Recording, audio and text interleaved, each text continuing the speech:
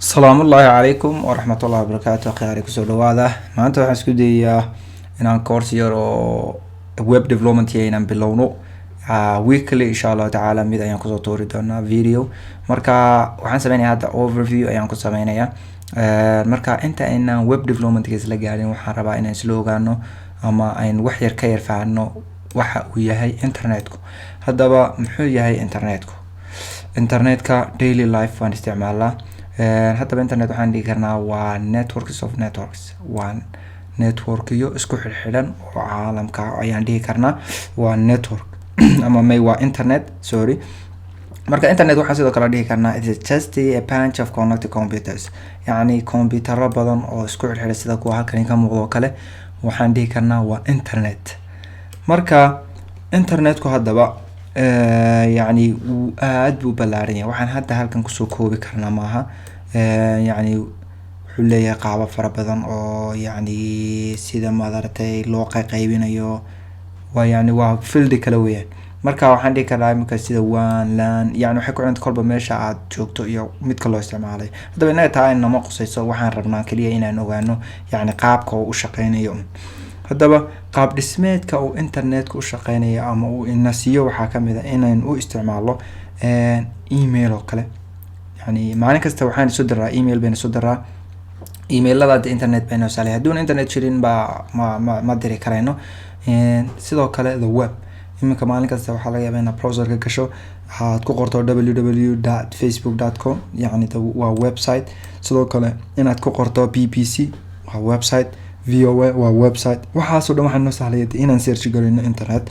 waa sababta haddii aad maanta mobilkaaga intaad soo qaadato isagoo aan adoon haysanin data, sidoo kale adoon haysanin wifi aad dhahdo internet ayaan kale aad possible maaha. file sharing inaad qof meel kale joogto aad file sharing u sameyso ama laba computer oo isgarab yaala intaad isku xidho peer to peer aad u sameyso file sharing.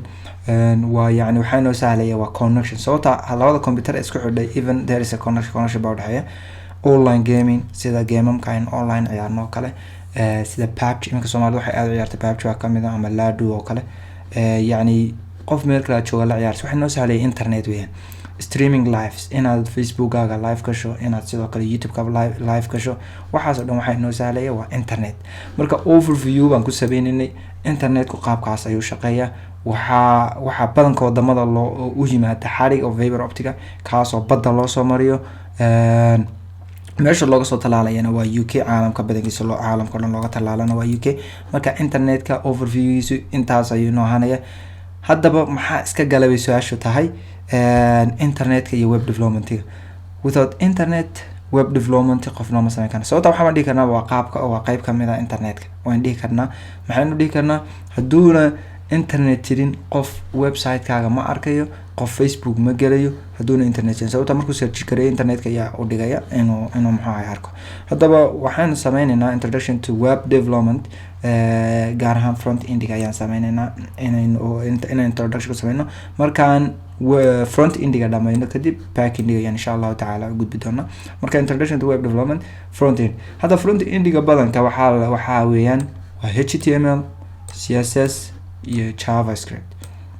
HTML ku waa contentiga, waa qaabka uu loo dhigayo ama skeletalka website-ka, sida inaad sameyso form oo kale, inaad sameyso paragraph oo kale, halkan inaad heading sameyso. يعني waxa weeyaan waxay noqonaysaa taas contentiga. haddaba contentiga sameysay presentation inaad qurxiso, inaad dhahdo paragraph saa oo ekaado, buttonkaasi saa oo ekaado, colorka noocaas ha qaato, sida ha u yar dhaqaaqo. waxay noo sameynaysaa CSS ayay noo sameynaysaa oo CSS ku marka waxa contentiga aad sameysay ayaad ku qurxinaysaa. JavaScript-na front end marka waxay ka sameynaysaa dynamic. button-kii aad sameysay waxa la markaan click siiyo halka ha tago, markaan kan kala sameeyo halka ha tago. tusaale ahaan oo kale markaan button-ka taabto qoraalku ha isbedelo. markaan يعني waa dynamic bay ka dhigaysaa. waa programming language for the web application. haddaba tan waa programming language labadan laakiin maaha programming language. HTML and CSS programming language maaha. waxa weeyaan waa documentation iyo presentation lagu qurxinayo. haddaba HTML maxay taagan tahay? HTML waxay taagan tahay hypertext markup language. CSS na waxay u taagan tahay cascading style sheet. JS waxay tahay JavaScript cascading style sheet. marka si kale waxaanu qeexi karnaa HTML waa noun, waa magacii, yani waa magac sida grammarka oo kale. halkan sidoo kale waxaan dhihi karnaa CSS waa adjectives, waa yani waxa weeyaan waa sifadii. JS waxa weeyaan waa verb, waa ficilkii weeyaan. marka sidaasna waan dhihi karnaa. HTML waa markup language, sida soo sheegay ma aha programming language. markup language waa si documentation oo kale. waxaa leedahay make this part bold, qaybta boldayga dhig. bold waxa weeyaan yara madoobay oo kale. make this part link, qaybta link ay u sameeyo oo marka click la siiyo meel kale aado, page kale aado. make this paragraph, kan waxaad ka dhigtaa paragraph ama yani jumlad oo kale af Soomaali ahaan. HTML elements haddaba si in HTML aynu u qorno waxaan sameynaynaa standardkaas in all browserka ay fahmayaan, yani tagska aynu gelinay ama elementska aynu gelinay. marka common elements include waxaa kamid ah HTML ka sida paragraph oo kale waa p ah, waxaa la p weeyaan, tana waa heading weeyaan, tana waa image, kana waa form. waxaan oo dhan hadhow baan koodhaan ku arkaynaa qaabka ay u shaqeynayaan, laakiin yani browserku waa inuu fahmayo waxa aad gelisay. haddaad wax qaldan gelisay browserku uma soo saarayo, yani waa documentation loo sameeyo in browserka ay fahmaan. haddaba HTML skeleton, qaabka ay HTML ku ay u dhigmato ama loo qoro koodkeeda oo kale. horta HTML oo dhan waxay ma laha ma wada aha inay leeyihiin opening tag iyo closing tag. badankoodu laakiin waxay leeyihiin opening tag iyo closing tag. qayb kamid oo waxaa jira aan lahayn opening tag ma aan lahayn closing tag oo ah self closing tag leh, oo sida imika PR oo kale self closing ondo marka halkan waxay kaga duwan tahay tan. waxay leedahay opening tag oo halkan waxaa labada less than iyo greater than baa xaggan kamid ah, ayaa ka xiga xaggana iyadoo wadata slash ayaa lagu soo xiraya. marka waxay noqonaysaa opening tag iyo closing tag, badankoodu way leeyihiin. marka laakiin qaybo waxaa jira aan lahayn oo self closing. marka imika tusaale ahaan oo kale halkan haddaynu eegno skeletalka HTML-ka waxaan halkan ku arnaa calaamadul yaab dog type HTML ama quotation. halkan marka waxaan dhahaynaa marka inaynu aragno halkan markaad aragto wuxuu inoo sheegay inay tahay waxaan halkan ku jira ama skeletal halkan inuu yahay HTML5 inuu yahay. sidoo kale halkan HTML oo ah opening tag luqadda waxaan halkan sii dhexgelinay language inuu yahay English, yani luqadan uu ku dhisan yahay website kan inuu yahay English. title-ka website-ka imika markaad gasho Facebook oo kale halkiisa kore waxaa ku qoran facebook.com, waa title-kii website-ka oo kale.